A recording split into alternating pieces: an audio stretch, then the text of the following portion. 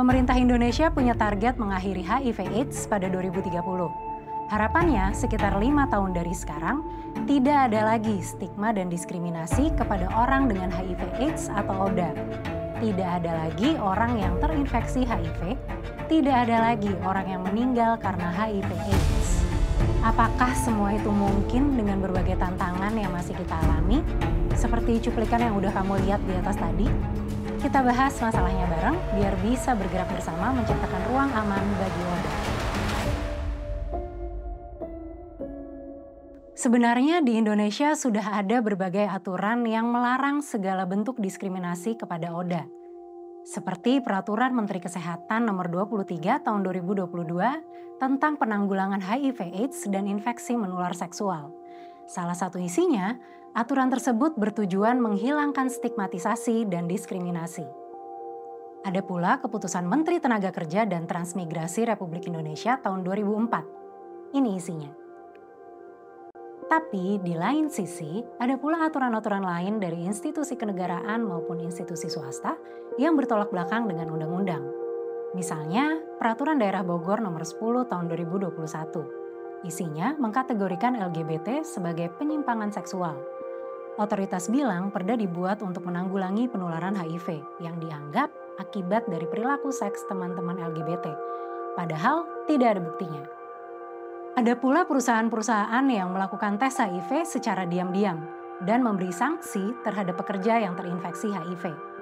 Mereka yang bertugas di lembaga pelayanan kesehatan sekalipun ada kalanya jadi pelaku diskriminasi.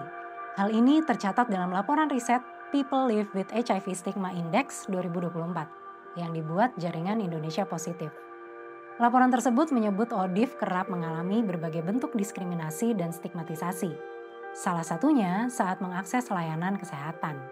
Ada yang dipaksa melakukan sterilisasi, ada yang dipaksa melakukan tes HIV tanpa konsen, dan tidak ada jaminan privasi bagi identitas ODIF.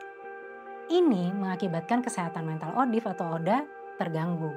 Stigma diri mereka tuh masih cukup tinggi karena mostly yang konseling samanya masih baru terdiagnosis kayak gitu kan. Jadi penerimaan dirinya juga masih sangat rendah, persepsi dirinya juga masih sangat rendah. Jadi itu menjadi PR nggak cuma bagi teman-teman yang HIV positif, tapi juga bagi teman-teman ataupun institusi atau instansi yang memang fokus sama isu HIV ini gitu. Jadi nggak cuma isu sosial yang interpersonal tadi gitu, itu juga menjadi isu sebenarnya gitu. Tapi nggak fokus di situ dan fokus di logistik dan sebagainya gitu. Tapi fokus juga di kesehatan mental orangnya ini gitu. Hingga akhir 2023, ada 377.650 ODIF di Indonesia. Di dalam penelitian terbaru, Jaringan Indonesia Positif meneliti 1.400 ODIF di 16 provinsi di Indonesia sepanjang November 2022 sampai Desember 2023. Dari riset itu, sebagian responden mengaku mendapat diskriminasi dari keluarga dan teman setelah mengetahui status positif HIV. Diskriminasi lebih rentan terjadi pada ODIF yang berasal dari kelompok minoritas gender, ras, etnis, dan agama. Studi Jaringan Indonesia Positif juga menunjukkan kelompok transgender dan pekerja seks adalah yang paling rentan terhadap stigma.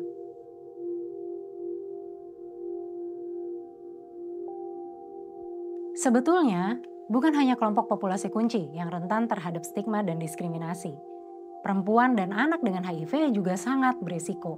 Catatan tahunan Ikatan Perempuan Positif Indonesia pada 2023 menyebut bahwa ada 54 pengaduan dari perempuan dengan HIV yang mengalami kekerasan berbasis gender. 4 orang diantaranya masih anak-anak yang bekerja sebagai ibu rumah tangga dan pekerja seks. Jenis kekerasan yang dialami mulai dari kekerasan psikis, kekerasan seksual, kekerasan fisik, serta stigma dan diskriminasi karena kondisi HIV. Akses mereka mendapatkan obat dihambat, mereka diusir, ditelantarkan, dan dilarang keluar rumah.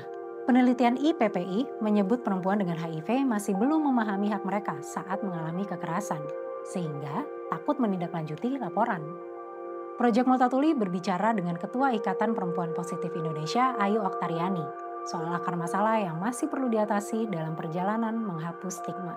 Menurut saya negara gagal untuk memberikan edukasi kepada seluruh generasi muda di Indonesia. Saya adalah salah satu orang yang berangkatnya sebenarnya dari sana gitu. Saya tertular HIV itu dari almarhum suami saya yang dulunya adalah pengguna nafsa suntik. Kami berpasangan dengan sadar, saya tahu dia adalah pengguna nafsa suntik, tapi saya tidak tahu bahwa penggunaan nafsa suntik itu bisa beresiko pada penularan HIV. Ini dalam konteks perempuan yang tidak terinfeksi HIV, belum terinfeksi HIV, berisiko pada HIV, menurut saya lack of knowledge dan information itu sangat besar. Ayu yang fokus mengadvokasi hak perempuan dan anak dengan HIV/AIDS menyayangkan bahwa pendidikan kesehatan reproduksi belum masuk dalam kurikulum, mulai dari tingkat pendidikan dasar.